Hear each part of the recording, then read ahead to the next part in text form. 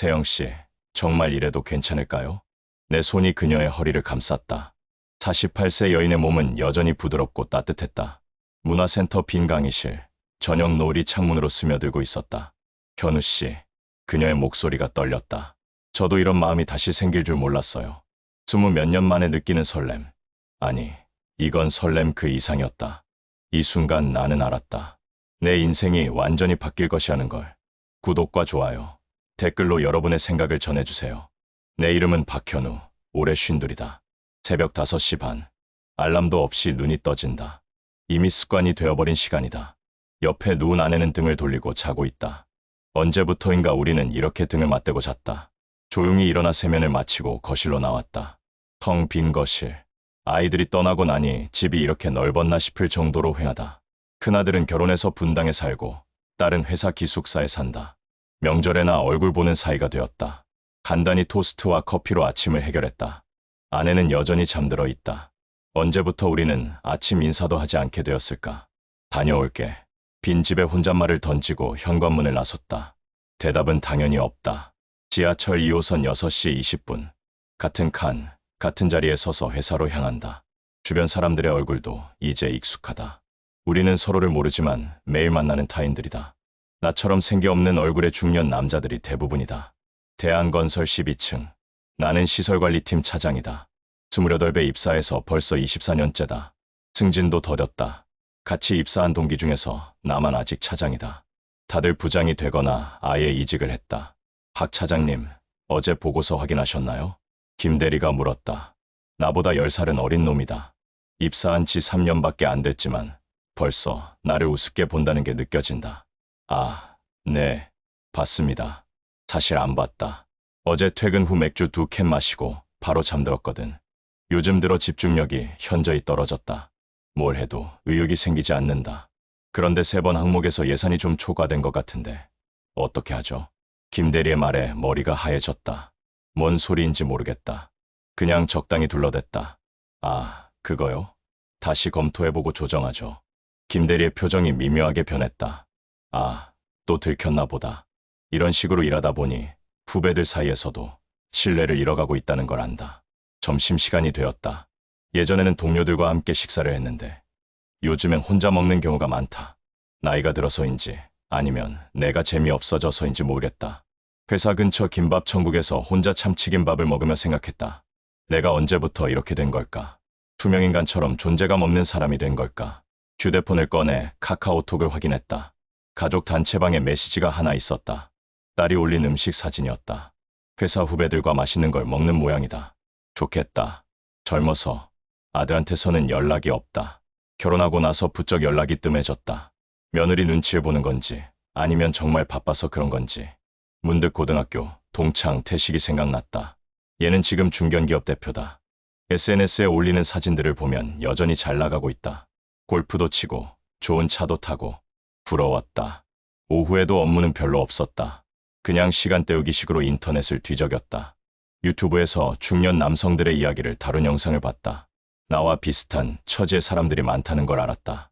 위로가 되기도 하고 한편으론 더 우울해지기도 했다. 퇴근 시간. 6시 정각에 자리를 떴다. 야근할 이유도 없고 집에 빨리 가야 할 이유도 없었다. 그냥 습관처럼 퇴근했다. 지하철에서 휴대폰으로 동네 소식을 확인하다가 눈에 띄는 게 있었다. 구청 문화센터에서 수채화 강의를 한다는 공지였다. 왜인지 모르게 관심이 갔다. 그림 같은 건 그려본 적도 없지만 집에 도착했다. 아내는 거실에서 TV를 보고 있었다. 드라마인 모양이다. 왔어. 응. 그게 우리 부부의 대화 전부였다. 나는 방으로 들어가서 옷을 갈아입었다.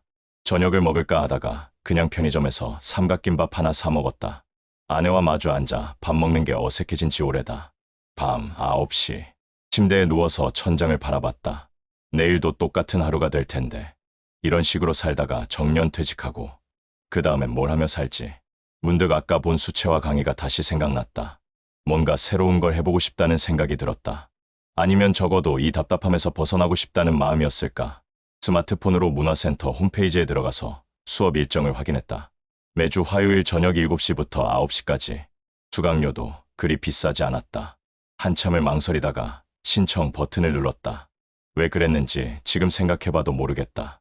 그때는 몰랐다. 이 한 번의 클릭이 내 인생을 송두리째 바꿔놓을 줄은. 첫 수업은 다음 주 화요일이었다. 기대보다는 불안이 앞섰다. 과연 내가 그런 곳에 어울릴까? 나같이 재미없는 중년 남자가. 하지만 일단 등록은 했으니까 가봐야겠다는 생각이 들었다. 뭔가 달라질 수도 있지 않을까 하는 희미한 기대를 품으면서 화요일 저녁 6시 50분 구청 문화센터 앞에 서 있었다. 가슴이 두근거렸다. 마치 첫 출근하는 신입사원이 된 기분이었다. 언제 이런 설렘을 느껴봤나 싶을 정도였다. 3층 강의실로 올라갔다. 행복한 수채화 교실이라는 팻말이 걸려 있었다. 문을 열고 들어서는 순간 시간이 멈춘 것 같았다. 안녕하세요. 새로 오신 분이시죠? 따뜻한 목소리가 들렸다. 고개를 들어보니 한 여인이 환하게 웃고 있었다.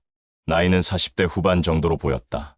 단정한 베이지색 가디건에 청바지를 입고 있었다. 화장은 진하지 않았지만 자연스럽고 고급스러웠다. 네, 안녕하세요. 박현우입니다. 반갑습니다. 저는 정세영이에요. 여기서 수채화 강의를 하고 있어요. 그녀가 손을 내밀었다. 부드럽고 따뜻한 손이었다. 악수를 나누는 순간 이상한 전율이 흘렀다. 20몇 년 만에 느끼는 감정이었다.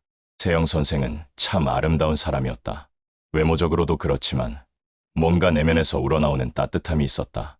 눈가에는 살짝 주름이 있었지만 그것마저 매력적으로 보였다. 나이가 들면서 생긴 깊이 같은 게 느껴졌다. 처음이시니까 기본부터 천천히 알려드릴게요. 부담 갖지 마세요. 그녀의 배려 깊은 말에 긴장이 조금 풀렸다. 다른 수강생들은 대부분 나보다 나이가 많은 아주머니들이었다. 남자는 나 혼자였다. 첫 수업은 간단한 스케치부터 시작했다. 사과 하나를 그리는 것이었다. 연필을 잡은 지가 언제인지 기억도 안 났다. 손이 어색했다. 현우 씨, 너무 힘주지 마세요. 편하게 그어보세요. 세영 선생이 내 옆으로 와서 말했다. 그녀의 향기가 은은하게 풍겼다. 비싼 향수는 아닌 것 같았지만 자연스럽고 좋은 냄새였다. 이렇게 해보세요. 그녀가 내 손등에 자신의 손을 올렸다. 함께 연필을 움직여봤다. 심장이 빨라졌다. 이런 감정을 언제 느껴봤나.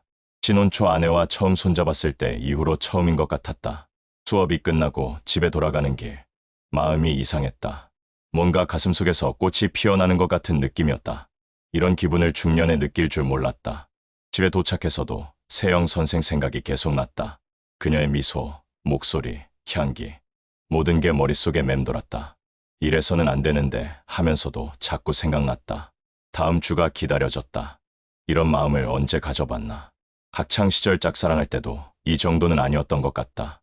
두 번째 수업날. 일찍 도착해서 기다렸다. 세영 선생이 들어오자 가슴이 다시 두근거렸다. 오늘은 연한 분홍색 블라우스를 입고 있었다. 봄꽃 같은 느낌이었다. 현우 씨, 지난주보다 많이 늘었네요. 그녀의 칭찬에 기분이 좋아졌다. 사실 집에서도 연습을 했다.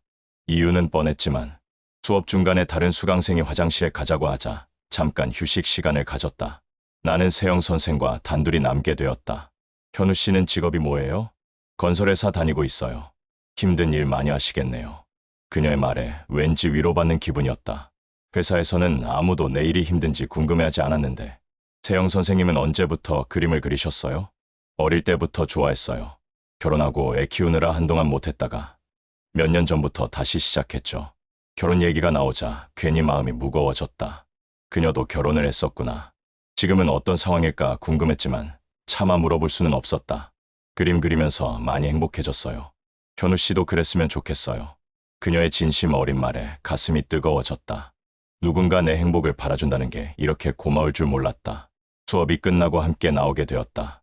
지하철역까지 가는 길이 같았다. 현우 씨, 가족분들은 그림 그린다는 거 뭐라고 하세요? 별로 관심 없어요. 각자 바쁘게 살아서. 이런 말을 하고 나니 괜히 서글픈 마음이 들었다. 내 취미나 관심사에 대해 궁금해하는 가족이 없다는 게 새삼 외롭게 느껴졌다. 그럼 더 자유롭게 하실 수 있겠네요. 가끔은 자신만의 시간도 필요해요. 세영 선생의 말에 조금 위로가 되었다. 그녀는 항상 긍정적인 면을 찾아서 말해주었다. 지하철역에서 헤어지는 순간이 아쉬웠다. 더 오래 함께 있고 싶었다. 하지만 용기가 없었다. 나 같은 평범한 중년 남자가 감히 집으로 가는 지하철 안에서 생각했다. 이런 마음을 가져도 될까? 나는 기혼자고 그녀의 상황도 모르는데. 하지만 마음이 어쩔 수 없이 끌렸다. 세 번째 수업날. 이제는 다른 수강생들과도 조금씩 대화를 나누게 되었다. 하지만 내 관심사는 온통 세영 선생에게만 있었다. 현우 씨, 오늘은 좀 더 과감하게 색을 써보세요. 그녀가 내 그림을 보며 조언해줬다. 그 순간 손이 스쳤다. 전기가 흐르는 것 같았다. 그녀도 잠깐 멈칫했다. 뭔가 느낀 게 있었나 보다. 수업 후에 또 함께 나왔다. 이제는 자연스러워졌다. 세영 선생님, 커피 한 잔 어때요? 용기를 내서 제안해봤다. 가슴이 쿵쾅거렸다. 좋아요. 저도 목이 좀 말라서. 그녀가 웃으며 대답했다. 얼굴이 화끈거렸다. 이런 설렘을 언제 느껴봤나. 역 앞 작은 카페에 앉았다. 그녀는 카페라테를, 나는 아메리카노를 시켰다. 현우 씨는 평소에 뭘 하면서 시간 보내세요? 특별한 건 없어요. 회사 일하고 집에서 TV 보고. 그게 다예요. 좀 심심하셨겠네요. 네, 많이요. 그래서 그림을 시작한 것 같아요. 사실은 당신 때문이라고 말하고 싶었지만 참았다. 저도 혼자 지내는 시간이 많아서 외로울 때가 있어요. 그녀의 말에 궁금증이 생겼다. 혼자 지낸다는 건 무슨 의미일까? 가족분들과 따로 사세요? 아들 하나 있는데 독립했어요. 이제 저 혼자 살아요. 아, 싱글맘이었구나. 그럼 혹시 이혼을 했나? 자세한 건 물어볼 수 없었지만 뭔가 동질감이 느껴졌다. 나도 가족과 함께 살지만 혼자 사는 것과 다름없으니까. 아들분이 그리워하실 것 같은데요. 가끔 연락해요. 하지만 얘도 바쁘고 저도 이제 제 생활에 적응하려고 해요. 그녀의 표정에 살짝 그림자가 스쳤다. 뭔가 깊은 이야기가 있을 것 같았다. 카페에서 1시간 정도 이야기했다. 취미, 일상, 가족 얘기까지. 오랜만에 이렇게 깊은 대화를 나눠봤다.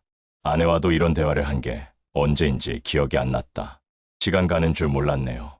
그녀가 시계를 보며 말했다. 나도 아쉬웠다. 더 오래 함께 있고 싶었다. 다음 주에 또 봐요. 헤어지면서 그녀가 말했다. 그 말 한마디에 다음 주가 너무 기다려졌다. 집에 돌아가는 길. 마음이 복잡했다. 이런 감정을 느껴도 될까? 나는 남편이고 아버지인데. 하지만 마음은 어쩔 수 없었다. 세영 선생과 함께 있을 때가 가장 살아있다는 느낌이었다. 그날 밤, 침대에 누워서 생각했다. 언제부터 내 삶이 이렇게 무기력해졌을까? 가족도 있고 직장도 있는데 왜 이렇게 외로울까? 세영 선생을 만나고 나서야 그 공허함을 제대로 느꼈다. 하지만 동시에 두려웠다. 이런 마음이 깊어질까봐. 돌이킬 수 없는 선을 넘을까봐. 그럼에도 불구하고 다음 수업이 기다려지는 마음은 어쩔 수 없었다. 4번째 수업날. 강의실에 들어서자마자 분위기가 이상했다. 세영 선생 옆에 낯선 남자가 서 있었다. 나보다 몇 살 많아 보이는 잘 차려입은 중년 남성이었다. 여러분, 소개할게요. 제 고등학교 동창인 김태식 씨예요. 오늘 잠깐 구경하러 오셨어요. 내 가슴이 철렁 내려앉았다. 김태식, 어디서 들어본 이름 같은데. 아, 맞다. 우리 동창이었다. 현우야. 태식이 나를 알아봤다. 세상에 이런 우연이 있나. 태식아, 너도 여기 왜? 세영이랑 고등학교 동창이야. 우연히 여기서 강의한다는 걸 알게 돼서. 세영이 이미 이름까지 편하게 부르고 있었다. 뭔가 친밀한 사이처럼 보였다. 현우 씨랑 아시는 분이세요? 세영 선생이 놀라며 물었다. 고등학교 동창이야. 오랜만이네, 현우야. 태식이 내 어깨를 툭 쳤다. 예전처럼 친근한 척했지만 나는 기분이 좋지 않았다. 수업 내내 집중할 수 없었다. 태식은 세영 선생과 자연스럽게 대화하고 있었다. 어릴 때 추억이니, 공통 아는 사람이니 하는 이야기들. 나는 완전히 소외된 기분이었다. 세영아, 수업 끝나고 밥 한번 먹자. 태식이 반말로 제안했다. 세영아라고 부르는 것도 거슬렸다. 다른 분들도 계시는데. 세영 선생이 당황하며 말했다. 다른 수강생들을 의식한 것 같았다. 아, 현우도 같이 가지 뭐. 동창 셋이서. 태식의 말에 어쩔 수 없이 따라가게 되었다. 사실 거절하고 싶었지만 그럴 수도 없는 분위기였다. 고급 한정식집. 태식이 선택한 곳이었다. 나에게는 부담스러운 가격대였지만 태식은 개의치 않는 듯했다. 세영아, 오랜만에 보니까 옛날 생각나네. 고등학교 때 너 진짜 예뻤었는데 지금도 그대로구나. 태식의 칭찬에 세영 선생이 살짝 얼굴을 붉혔다. 보기 싫었다. 태식 씨는 요즘 뭐 하세요? 회사 경영하고 있어. 직원이 한 200명 정도 되나. 현우는 아직 회사원이지? 은근히 나를 깎아내리는 투였다. 예전부터 이런 식이었다. 겉으로는 친한 척하면서 속으로는 경쟁심을 드러내는. 네, 건설회사 다니고 있어요. 현우는 착하긴 한데 욕심이 없어서. 그래서 아직도 그 자리에 있는 거겠지만. 태식의 말에 기분이 상했다. 하지만 반박할 말도 없었다. 실제로 나는 승진도 늦었고 특별할 게 없는 평범한 직장인이니까 사람마다 가치관이 다르죠. 현우 씨는 가정적이시고 성실하신 분 같은데요. 세영 선생이 나를 감싸주듯 말했다. 그 말에 조금 위로가 되었다. 식사 내내 태식이 주도했다. 자신의 성공담, 골프 이야기, 해외여행 경험담까지 마치 자신을 과시하려는 것 같았다. 세영 선생은 적당히 맞장구 쳐줬지만 그리 흥미로워하는 것 같지는 않았다. 세영아, 주말에 시간 있으면 내 골프 클럽 구경 오지 않을래? 좋은데야. 태식이 노골적으로 접근했다. 내 마음은 더욱 불편해졌다. 주말에는 개인 일정이 좀 있어서요. 세영 선생이 정중히 거절했다. 다행이었다. 식사를 마치고 나오는 길, 태식이 고급 외제차 키를 꺼내며 자랑했다. 이거 새로 샀어. BMW 최신형이야. 세영아, 태워다 줄까? 괜찮아요. 지하철로 갈게요. 세영 선생이 또 거절했다. 하지만 태식은 포기하지 않았다. 현우는 어떻게 갈 거야? 저도 지하철로 갈게. 그럼 세영이랑 같이 가겠네. 좋겠다. 태식의 말에서 질투심이 느껴졌다. 나와 세영 선생이 함께 다니는 걸 눈치챈 것 같았다. 지하철역에서 태식과 헤어진 후 세영 선생과 단둘이 남았다. 분위기가 어색했다. 현우 씨, 오늘 기분 안 좋으셨죠? 그녀가 먼저 물었다. 내 표정이 그렇게 드러났나 보다. 아니에요. 괜찮습니다. 거짓말이었다. 사실 마음이 엉망이었다. 태식 씨가 좀 그러셨나 봐요. 성격이 원래 좀 그래요. 세영 선생이 태식을 두둔하는 게 아니라 나를 위로하는 뉘앙스였다. 조금 마음이 놓였다. 선생님도 힘드셨을 것 같은데요. 솔직히 좀 부담스러웠어요. 갑자기 나타나서 이것저것 제안하고 그녀의 말에 안심이 되었다. 태식에게 별로 관심이 없다는 뜻이니까. 전철 안에서 우리는 조용히 앉아 있었다. 오늘 있었던 일 때문인지 둘 다 말이 별로 없었다. 현우 씨, 세영 선생이 조용히 불렀다. 네. 오늘 태식 씨 때문에 기분 나쁘셨을 텐데 죄송해요. 아니에요. 선생님 잘못이 아니잖아요. 그래도 현우 씨가 불편하셨을 거라는 생각이 들어서 그녀가 나를 걱정해준다는 게 고마웠다. 동시에 뭔가 특별한 감정이 있다는 뜻일까 하는 생각도 들었다. 선생님, 저 솔직히 말씀드려도 될까요? 용기를 내서 말했다. 네, 뭐든지요. 선생님과 함께 있을 때가 요즘 가장 행복해요. 내 고백에 그녀의 얼굴이 붉어졌다. 잠시 침묵이 흘렀다. 저도 현우 씨와 이야기할 때가 편해요. 그녀의 대답에 가슴이 뛰었다. 이건 그냥 예의상 하는 말이 아닌 것 같았다. 하지만 우리 이러면 안 되죠? 내가 조심스럽게 물었다. 둘 다 복잡한 상황이라는 걸 알고 있었다. 현우 씨는 결혼하셨고 저는 복잡한 상황이에요. 그녀의 말에 가슴이 아팠다. 현실의 벽이 느껴졌다. 그날 밤 집에 돌아가서 잠이 오지 않았다. 세영 선생의 마지막 말이 계속 머릿속을 맴돌았다. 복잡한 상황이라는 게 뭘까? 아내는 이미 잠들어 있었다. 옆에 누워서도 마음은 온통 세영 선생에게 가 있었다. 이런 감정을 느끼는 내가 나쁜 사람인 걸까? 다음 날 회사에서도 집중이 안 됐다. 자꾸 세영 선생 생각만 났다. 그리고 태식이 나타나서 분위기를 망친 것도 계속 신경 쓰였다. 점심시간에 태식한테서 전화가 왔다. 현우야, 어제 정말 오랜만이었다. 밥 한 번 더 먹자. 응, 그러자. 사실 별로 만나고 싶지 않았지만 거절하기 어려웠다. 그런데 말이야, 세영이 어떤 애야? 너 뭔가 있는 거 아니야? 태식의 직설적인 질문에 당황했다. 무슨 소리야? 그냥 수업 들으러 다니는 거야. 아니야, 너 표정 보니까 뭔가 있더라. 솔직히 말해봐. 정말 아무것도 없어. 그럼 내가 세영이한테 대시해도 되겠네? 태식의 말에 속이 뒤틀렸다. 하지만 뭐라고 대답할 수 없었다. 너는 결혼했으니까 상관없겠지. 나는 이혼한 지 오래됐거든. 아, 태식이 이혼했구나. 그럼 세영 선생에게 접근할 자격이 있는 건가? 나는 아직 결혼 상태인데. 전화를 끊고 나서 기분이 최악이었다. 태식이 세영 선생에게 적극적으로 다가갈 생각이라니. 나는 뭘 할 수 있지? 그 주 내내 마음이 불안했다. 태식이 세영 선생에게 연락했을까? 둘이 만났을까? 상상만 해도 짜증이 났다. 다음 수업날까지 기다리는 게 고역이었다. 화요일이 이렇게 기다려진 적이 없었다. 드디어 수업날. 강의실에 들어갔는데 다행히 태식은 없었다. 세영 선생도 평소와 다름없이 밝게 맞아줬다. 수업 중에 슬쩍 물어봤다. 선생님, 태식 씨한테서 연락 왔어요? 한두 번 왔는데 바쁘다고 했어요. 그녀의 대답에 조금 안심이 되었다. 수업이 끝나고 함께 나오면서 세영 선생이 말했다. 현우 씨, 오늘 시간 있으세요? 할 말이 좀 있어요. 가슴이 두근거렸다. 무슨 얘기일까? 조용한 카페에 앉았다. 평소보다 진지한 표情이었다. 현우 씨, 지난번에 말씀드린 복잡한 상황이라는 거. 그녀가 조심스럽게 말을 꺼냈다. 사실 저 아직 정식으로 이혼한 건 아니에요. 남편과 별거 중이에요. 충격이었다. 그럼 그녀도 기혼자였구나. 언제부터요? 한 3년 정도 됐어요.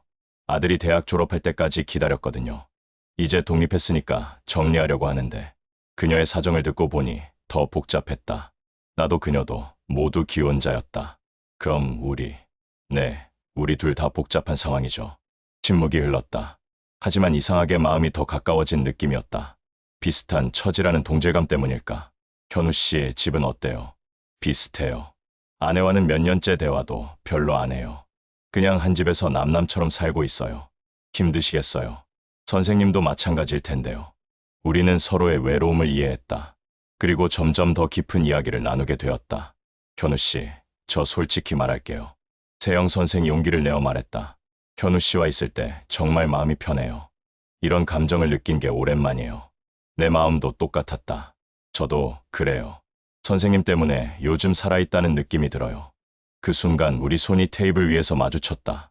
아무도 먼저 손을 빼지 않았다. 이러면 안 되는데. 세영 선생이 중얼거렸지만 손은 빼지 않았다. 저도 알아요. 하지만 더 이상 말을 잇지 못했다. 마음은 이미 정해져 있었으니까. 그날 밤부터 우리 사이에는 뭔가 달라진 공기가 흘렀다. 말로 표현하진 않았지만 서로의 마음을 알 수 있었다. 하지만 현실은 만만치 않았다. 며칠 후 집에서 아내와 큰 싸움이 났다. 당신 요즘 왜 이래요? 맨날 늦게 들어오고. 그림 배우러 간다고 했잖아. 그림, 갑자기 그림이 뭐라고? 다른 여자 있는 거 아니에요? 아내의 직감이 날카로웠다. 가슴이 철렁했다. 무슨 소리야? 정말 그림 배우는 거야. 믿어지지 않아요. 당신이 언제 그런 걸 좋아했어요? 말문이 막혔다. 사실 그림 자체보다는 세영 선생 때문이었으니까. 그냥 새로운 걸 해보고 싶었어. 나 바보로 보지 마세요. 분명 다른 이유가 있을 거야. 아내와의 관계가 더욱 냉랭해졌다. 그리고 며칠 후 충격적인 소식을 들었다. 태식이 세영 선생에게 정식으로 데이트 신청을 했다는 것이었다. 다른 수강생을 통해 들은 얘기였다. 심장이 쿵 내려앉았다. 태식 같은 조건의 남자라면 세영 선생도 마음이 흔들릴지도 모른다. 나는 뭘 할 수 있을까? 그날 밤잠을 이룰 수 없었다. 세영 선생을 잃을 수도 있다는 생각에 가슴이 미어졌다. 이제 정말 결정해야 할 때가 온 것 같았다. 다음 수업날 가슴이 터질 것 같았다. 세영 선생의 반응이 어떨까? 태식의 제안을 받아들였을까? 강의실에 들어서자 세영 선생이 평소보다 어색한 미소를 지었다. 뭔가 있었구나. 수업 내내 집중할 수 없었다. 자꾸 세영 선생의 표정을 살폈다. 평소보다 조용해 보였다. 수업이 끝나고 다른 수강생들이 나간 후 나는 용기를 내서 물었다. 선생님, 태식 씨한테서 뭔가 제안 받으셨죠? 세영 선생이 당황한 표정을 지었다. 어떻게 아세요? 다른 분한테서 들었어요. 네, 데이트 신청을 받았어요. 역시나 가슴이 먹먹했다. 어떻게 하실 거예요? 내가 물었다. 대답이 두려웠지만 알아야 했다. 거절했어요. 순간 귀를 의심했다. 정말요? 네, 저는 다른 사람이 마음에 있어요. 그녀의 말에 심장이 쿵쾅거렸다. 혹시 나를 말하는 건가? 누구요? 떨리는 목소리로 물었다. 현우 씨도 아시는 분이에요. 세영 선생이 의미심장하게 웃었다.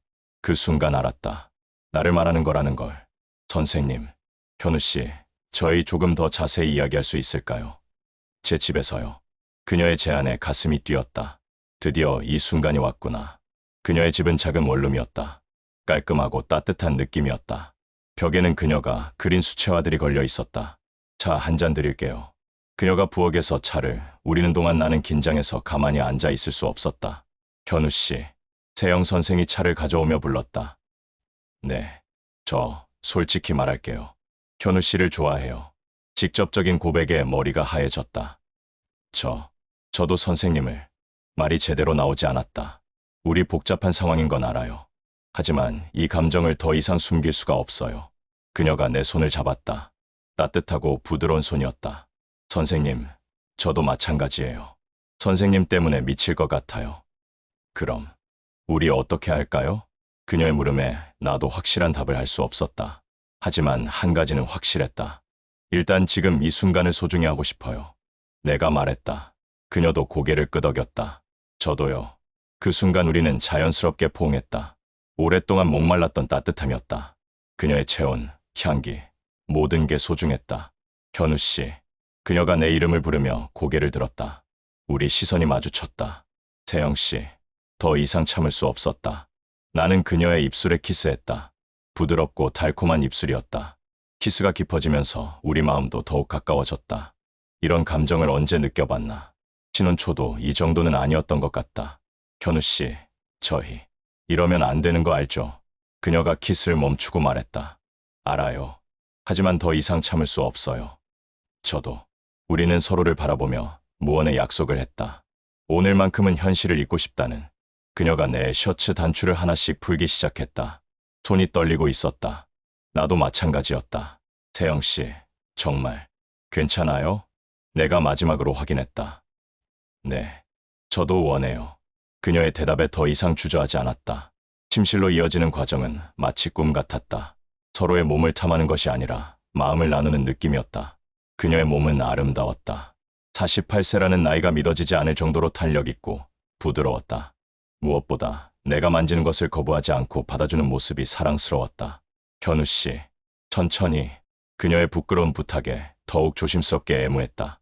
오랜만에 남자의 손길을 받는 그녀의 몸이 예민하게 반응했다. 아, 좋아요. 그녀의 신음소리에 내 욕망도 더욱 커졌다. 하지만 서두르지 않았다. 이 순간을 최대한 오래 간직하고 싶었다. 마침내 하나가 되는 순간, 그녀의 따뜻함 속으로 들어가는 느낌은 말로 표현할 수 없었다. 단순한 육체적 결합이 아니라 영혼이 만나는 것 같았다. 태영 씨, 사랑해요. 저도 사랑해요. 현우 씨. 우리는 서로를 사랑한다고 고백하며 몸을 맡겼다. 거칠지 않고 부드럽게 서로를 아끼는 마음으로. 사랑을 나눈 후 그녀의 품에 안겨 있었다. 이런 평온함을 언제 느껴봤나. 마치 모든 고민이 사라진 것 같았다. 현우 씨, 우리 앞으로 어떻게 될까요? 태영 선생이 내 가슴에 얼굴을 묻고 물었다. 모르겠어요. 하지만 이 감정은 진짜예요. 저도 그래요. 이런 마음을 느낄 수 있을 줄 몰랐어요. 우리는 한동안 말없이 안아주었다. 현실의 복잡함은 잠시 잊고. 하지만 현실은 가혹했다. 며칠 후 아내가 결정적인 말을 했다. 당신 정말 다른 여자 있죠? 이번엔 부인할 수 없었다. 표정에 다 드러났나 보다. 역시나. 누구예요? 미안해. 처음으로 솔직하게 사과했다. 더 이상 거짓말할 수 없었다. 이혼해요. 아내의 차가운 말에 가슴이 철렁했다. 예상했던 일이지만 막상 들으니 충격이었다. 아이들한테는 뭐라고 할 거야? 당신이 알아서 하세요. 저는 더 이상 이 결혼 생활 유지할 수 없어요. 그날 밤 나는 집을 나왔다. 고시원을 얻어 혼자 지내기 시작했다. 모든 게 변해버렸지만 후회는 없었다. 태영 선생도 비슷한 상황이었다. 남편과 정식으로 이혼 절차를 밟기 시작했다. 아들에게도 솔직하게 얘기했다고 했다. 처음엔 반대했어요. 하지만 엄마도 행복할 권리가 있다고 이해해줬어요. 그녀의 말에 감동했다. 역시 잘 키운 아들이구나. 우리는 공식적으로 만나기 시작했다. 더 이상 숨길 필요가 없었다. 태식도 상황을 알고는 더 이상 간섭하지 않았다. 6개월 후, 우리 모두 이혼이 정리되었다. 현우 씨, 이제 정말 자유로워졌네요. 태영이 웃으며 말했다. 이제는 편하게 이름을 부를 수 있었다. 그러게, 이제 뭐하고 살까? 함께 작은 화실을 차리는 건 어때요? 저는 그림 가르치고, 현우 씨는 다른 일 찾아보고. 그녀의 제안이 마음에 들었다. 새로운 시작이었다. 1년 후, 우리는 작은 결혼식을 올렸다. 가족들은 처음엔 반대했지만 점점 이해해 주었다. 뒤늦은 사랑이지만 진실한 사랑이라는 걸 알아줬다. 현우야, 행복해 보인다. 결혼식에 참석한 태식이 축하해줬다. 이제는 진심으로 축하하는 것 같았다. 고마워. 나도 좋은 사람 만나야겠어. 너희들 보니까 부럽다. 태식의 말에 웃었다. 이제는 경쟁할 이유가 없었다. 신혼여행은 제주도로 갔다. 호텔 침실에서 세영이와 다시 한번 사랑을 나눴다. 이번에는 떳떳하게 부부로서. 여보, 우리 늦게 만났지만 오래오래 행복하게 살아요. 그럼 이제 시작이야. 창 밖으로 제주도의 아름다운 바다가 보였다. 우리의 새로운 인생도 저 바다처럼 넓고 깊을 것 같았다. 지금은 함께 운영하는 작은 화실에서 그림을 가르치고 있다. 나도 이제는 제법 그림을 잘 그린다. 무엇보다 사랑하는 사람과 함께하는 일이라 행복하다. 52세에 새로 시작한 인생. 늦었다고 생각할 수도 있지만 우리에게는 소중한 두 번째 삶이다. 여보, 오늘 새 학생이 온대요. 중년 남성분이시래요. 세영이가 수업 준비를 하며 말했다. 그래, 나처럼 인생 2막을 꿈꾸는 분일까? 그런 것 같아요. 기대돼요. 우리는 서로를 바라보며 웃었다. 그때 우리처럼 새로운 시작을 꿈꾸는 누군가를 도울 수 있다니. 이것만큼 보람찬 일이 또 있을까? 사랑은 나이를 가리지 않는다는 걸 우리가 증명했다.